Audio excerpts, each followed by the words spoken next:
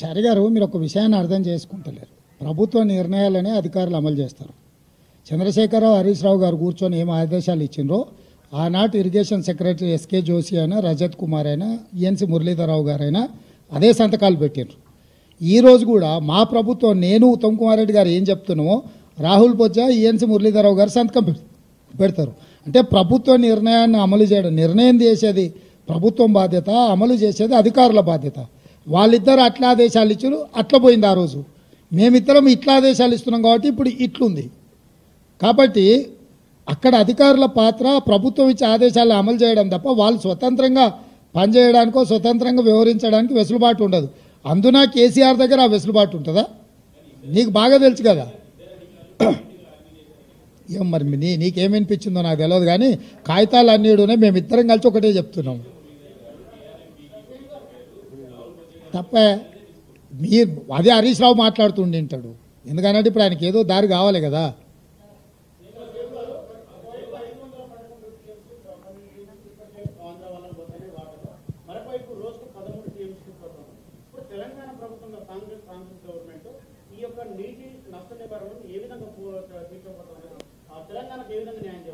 అందుకే కదా ఇప్పుడు ఈ తప్పులు జరిగినాయి, వీటి సరిదిద్దడానికి బోర్డు మీటింగులు పెట్టుండ్రి, దీని చర్చలు మొదలు పెట్టుండ్రి, కొత్త ట్రిబ్యునల్ వేయండి, పరివాహక ప్రాంతానికి సహజ న్యాయ సూత్రంగా మాకు రావాల్సిన నీళ్ళు ఇవ్వండి అని చెప్పి మేమిద్దరం అందుకే కదా బాధ్యత తీసుకోగానే పోయి ప్రధానమంత్రిని కలిసినాము, అదేవిధంగా జలశక్తి మంత్రిని కలిసినాము, మా అధికారులను పంపించినాము. మా తాపత్రయం అంతా అదే కదా. మరణ శాసనం కేసీఆర్ రాసిండు కాబట్టి ఆ మరణ శాసనాన్ని తిరగరాయడానికి మా అపర భగీరథ ప్రయత్నం మేము చేస్తున్నదంతా. దాంట్లో భాగంగానే ఇవన్నీ మీకు కూడా ఎందుకు ఈ కాగితాలన్నీ ముందలు పెడుతున్నాము. కొంతకాలం అయిన తర్వాత అబద్ధమే ప్రచారం అయింది. మామాళ్ళు ఆ స్థాయిలో అబద్ధాలు నమ్ముకొని బతుకుతారు.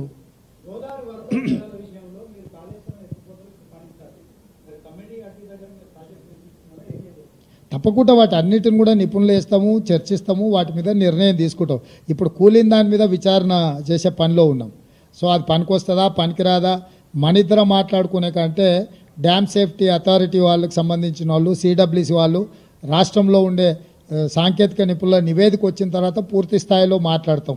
ఇప్పుడు కనిపిస్తున్నది ఆడ కూలిన దాన్ని బట్టి పనికిరాదా కానీ ఇట్లా మాట్లాడుతూ వాళ్ళు అంటారు మీరేమన్నా ఇంజనీరింగ్ నిపుణులు అంటాడు. ఎందుకంటే ఆయన 80,000 పుస్తకాలు చదివిండు అసలే. మళ్ళీ మేధావి ఏదో ఒకటి అంటే మళ్ళీ అదే కొత్త కథ అవుతుంది. అందుకే నిపుణులతోనే నివేదికలు తెప్పిస్తాం. దాని మీద న్యాయ విచారణ చేయడానికి జడ్జిలను అనుమతించండి అని చెప్పి చీఫ్ జస్టిస్ ఆఫ్ తెలంగాణకు లేఖ రాసినాం. దాని మీద తొందరలోనే వారు సమాధానం ఇస్తే దాని మీద నిర్ణయం తీసుకుంటారు.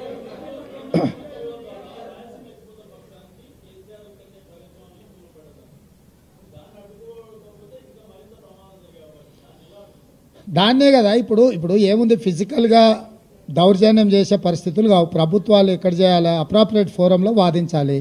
అప్రాప్రియేట్ ఫోరంలో మేము వాదిస్తున్నాము.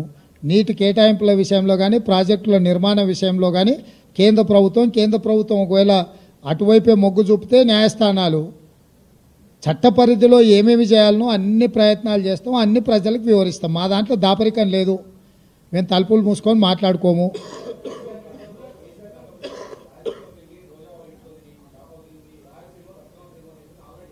అవును, నేను అందుకే అక్కడికే పోమ్మంటున్నాం. ఇంకా ఇప్పుడు అక్కడనే చేసిండు కదా, రేపు ఎన్నికలలో అక్కడ పోయి ఎట్లా భీమవరం చేస్తా అని కొడుకు అన్నాడు కదా, తండ్రిని కూడా అక్కడనే పంపిస్తే పోద్ది. Sir, Navina from the Pioneer, why are you not questioning Centre's intention?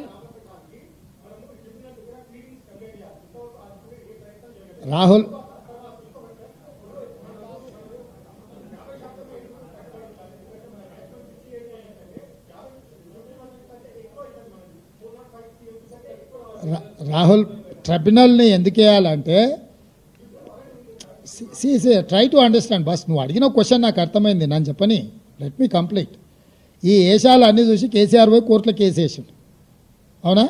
ఆ కేసు ఉపసంహరించుకుంటే తప్ప మీతో మాట్లాడలేదని కేంద్ర ప్రభుత్వం అనేది. 8 ఏళ్ళ తర్వాత ఆయన నిద్రలేసిపోయి ఆ కేసు వాపసు తెచ్చాడు. వాపసు తెచ్చినాక వాళ్ళు ఏమంటారు అంటే పంచాయతీ అంతా ఆంధ్రప్రదేశ్ తెలంగాణకే పెడతాం, మిగతా అందరికీ పెట్టమాట. మేమేమంటున్నాం అంటే మొదటి నుంచి మహారాష్ట్ర, కర్ణాటక, తెలంగాణ, ఆంధ్రప్రదేశ్ నలుగురిని కలిపి నలుగురి కేటాయింపుల మీద చర్చ చేస్తే అప్పుడు సంపూర్ణంగా చర్చ జరుగుతుంది. సంపూర్ణంగా నీటి కేటాయింపులు జరిగితే ఇప్పుడు నువ్వు చెప్పే పరివాహక ప్రాంతాన్ని బట్టి నీటి కేటాయింపులు ఉన్నాయి కదా, దాని ప్రకారం అంతా చర్చ జరగాలి, కాంప్రహెన్సివ్ డిస్కషన్ జరగాలి, కాంప్రహెన్సివ్గా దీని మీద పోస్ట్ మార్టం చేసి కేటాయింపులు జరపాలనేది మా ఆలోచన. ఇప్పుడు కేంద్ర ప్రభుత్వం ఎటువైపు వస్తుంది, ఏం చేస్తుంది అనేది దాన్ని బట్టి నిర్ణయం జరుగుద్ది. ఏం ప్రభాకర్? అది పరిపాలన నిర్ణయం అలా తీసుకుంటాం ప్రభాకర్. ఇక్కడ ఇండివిజువల్స్ కాదు, ఇక్కడ గవర్నమెంట్ పాలసీ మీద మనం డిస్కషన్ చేస్తున్నాం. ఇండివిజువల్ ఆఫీసర్ మీద పత్రికా సమావేశంలో చర్చ చేయడం కాదు. పరిపాలన పరంగా ఏం తీసుకుంటావు. ఒక అధికారిని ఉంచినా ఒక అధికారిని మార్చినా ప్రభుత్వ విధానంలో సరైన నిర్ణయం లేకపోతే ఏ అధికారి వచ్చినా అదే చేస్తాడు. సో ఇక్కడ చర్చ అధికారులను ఉంచాలనా తొలగించాలనా అనే దాని మీద చర్చ చేయకండి. గత ప్రభుత్వం విధానపరమైన నిర్ణయాలు, లోపభూయిష్టమైన నిర్ణయాల వల్ల తెలంగాణకు జరిగిన అన్యాయం ఏందనేది ఒక చర్చ. ఆ లోపభూయిష్టమైన నిర్ణయాలను ఇప్పుడు సవరించుకొని సరైన దిశగా ముందుకెళ్లడం అనేది రెండో చర్చ. మనం సరైన దిశగా వాదించినప్పుడు కేంద్ర ప్రభుత్వం వీటిని ఆమోదిస్తుందా ఆమోదించదా, ఎందుకంటే ట్రైబ్యునల్ చైర్మన్ వచ్చేసి కేంద్ర ప్రభుత్వం, జలశక్తి మినిస్టర్. సో కేంద్ర ప్రభుత్వం కూడా దీంట్లో వాస్తవాల ప్రాతిపదికన ముందుకు రావాలి. ఎస్ రెహమాన్. సీఎం సార్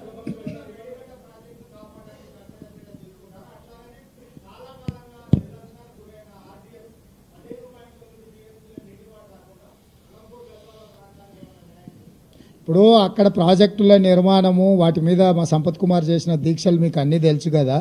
మనం ఇప్పుడు సమీక్షలు చేస్తున్నాం ప్రాజెక్ట్ వైజ్. అండ్ ఏవైతే నదీ జలాలు ఉన్నాయో నదీ జలాల వారిగా ప్రాజెక్టుల వారిగా సమీక్షలు చేసుకొని అత్యవసరం ఏమున్నాయి, అందుకే ABC 3 కేటగిరీల కింద ఆన్గోయింగ్ ప్రాజెక్టులను డివిజన్ చేస్తున్నాం.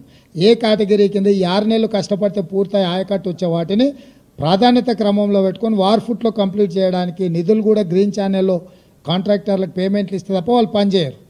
సో ఏ కేటగిరీని ఒక రకంగా, బి కేటగిరీని ఎంత పీరియడ్లో మనం కంప్లీట్ చేస్తాం, ఎన్ని నిధులు అవసరం అనేది బి కేటగిరీ కింద. కొన్ని అక్కర్లేని టెండర్లు కమిషన్ల కోసం కేసీఆర్ పిలిచాడు. అవి ఇప్పుడు పిలిచినా 2 ఏళ్ళ తర్వాత పిలిచినా వచ్చే నష్టము లేదు లాభము లేదు. కాబట్టి సి కేటగిరీ ఉన్న వాటిని కొంతకాలం వాయిదా వేసుకుంటే ఎట్లుంటుంది అనేది ABC కేటగిరీ కింద ప్రాజెక్టులను డివిజన్ చేసి వాటి ప్రకారము మేము అంటే ఒక వర్కింగ్ ప్లాన్ తీసుకొని ముందుకు వెళ్ళాలనుకున్నాం. తొందరలోనే వాటి అన్నిటిని కూడా మీకు చెప్తాం. సార్ ఆంధ్రప్రదేశ్, తెలంగాణ లేకపోతే కేంద్రం అని కాదు, చట్టపరంగా ఎక్కడెక్కడ చేయాలనో అక్కడక్కడ ప్లాట్ఫామ్లలో తప్పకుండా పోరాటం చేస్తాం.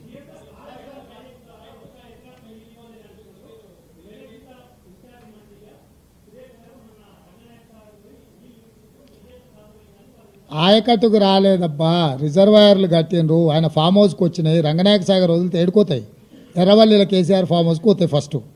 సెకండ్ థింగ్, ఆయన డిస్ట్రిబ్యూషన్ కెనాల్స్ వేయకుండా ఆయకట్టుకు నీళ్లు రావు. నీకు అర్థమైంది కదా. అది ఇరిగేషన్లో డిస్ట్రిబ్యూషన్ కెనాల్స్ పూర్తి చేయకుండా ఆయకట్టు రాదు. ఈరోజు వాళ్ళు చెప్తున్న అధికారిక లెక్కలే మేము చెప్తున్నాము. సార్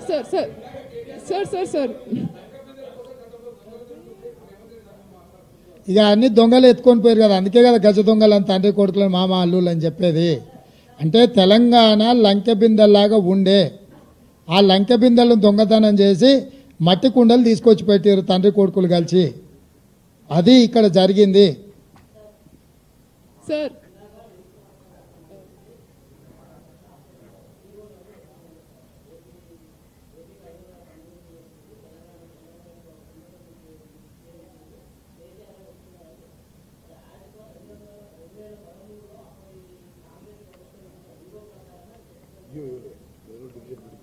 ఎవరిదా వాదన? అప్పుడు కంబైన్డ్ స్టేట్లో జీవో ఎందుకు ఉంటుంది, ప్రాజెక్టులు ఎందుకు ఉంటాయి? ఏమని ఇచ్చిండ్రు అని ఎవరన్నారు? ఇక్కడ సెటిల్మెంట్ అయిన ఒప్పందం కాగితం ఉంది, దీంట్లో నువ్వు చెప్పింది ఉందా? ఆ జీవో ప్రకారమే మేము ఒప్పందం చేసుకుందామని. ఇక్కడ ఎక్కడైనా ఇప్పుడు నువ్వు చెప్తున్నావు కదా 2015 మీటింగ్ మినిట్స్ ఉన్నాయి. నీ పేరు ఏం పేరు? ఏ పత్రిక? అది సంగతి. ఇక అదొక్కటి చాలు, ఇక నీకేం సమాధానం చెప్పాలి అనేది. ఇప్పుడు ఇవన్నీ ఉమ్మడి రాష్ట్రంలో అన్యాయం జరుగుతున్నాయనే రవికుమార్ తెలంగాణ రాష్ట్రం ఇచ్చింది. వచ్చినోడు కూడా గదే పని చేయనీకొస్తే ఇక ఆయన ఎందుకు? ఆయన ఎందుకు రవికుమార్ పాపం ఇప్పుడు నేను అదే చెప్పిన మేనేజ్మెంట్ని బట్టి మన వాదన ఉంటుందని. సో నేను నీకు క్లియర్గా చెప్తున్నా, అడాక్ బేసిస్ మీద ఒక్క సంవత్సరానికి పెట్టింది, ప్రతి సంవత్సరం కొనసాగించారు. 2019కి వచ్చే కలిగి ప్రతి సంవత్సరం ఏడొస్తుంది సార్, ఇక దీన్ని ట్రిబ్యునల్ కేటాయించే వరకు ఇట్లనే ఉందాం పోసారి అని అన్నాడు ఆయన.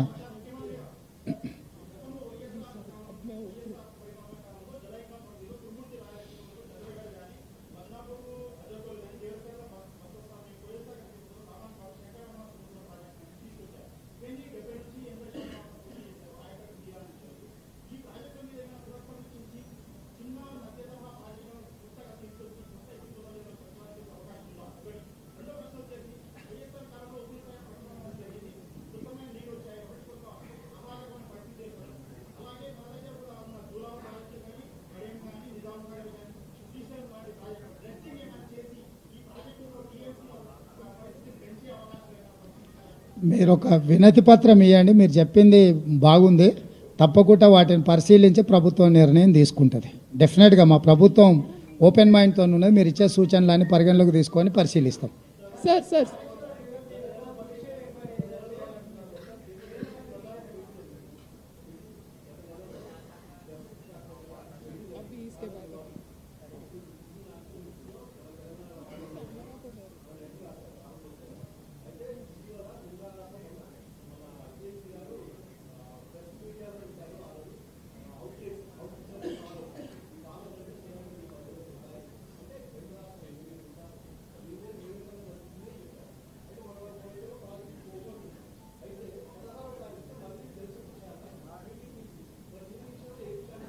ఇప్పుడు నేను చెప్పేది అదే, కేంద్ర ప్రభుత్వం బాధ్యత పిలుస్తుంది, పిలిచిన తర్వాత మనం వెళ్ళి ఏం వాదన వినిపిస్తున్నాం వాళ్ళు అవే మీటింగ్ మినిట్స్ చేయాలా. వాళ్ళు కూడా వాళ్ళు కన్వీనియంట్గా వాళ్ళ పెత్తనం కర్రపెత్తనం చేయడానికి స్వాధీనం చేసుకుందాం అనుకుంటారు, కానీ మనం లేవనెత్తుతున్న సమస్యల్ని వాళ్ళు అర్థం చేసుకుంటలేరు, వాటిని పరిష్కరించాలనుకుంటలేరు. ఇప్పటి దగ్గర నేను చెప్పిందంతా అదే, వాళ్ళు మీటింగ్లకు వెళ్ళాల్సిందే. ఇన్నేళ్ళు కేసీఆర్ మీటింగ్లకు పోకపోవడం వల్ల వాళ్ళు కొట్టుకుపోవాల్సినంత కొట్టుకుపోయారు. ఇప్పటి నుంచి ఏ మీటింగ్ పిలిచినా మేము వెళ్తాం, తెలంగాణ తరఫున బలమైన వాదన వినిపిస్తాం, తెలంగాణ హక్కులను కాపాడతాం. ఇది ఇంకా మా policy. Thank you. Sir, why are you not, sir,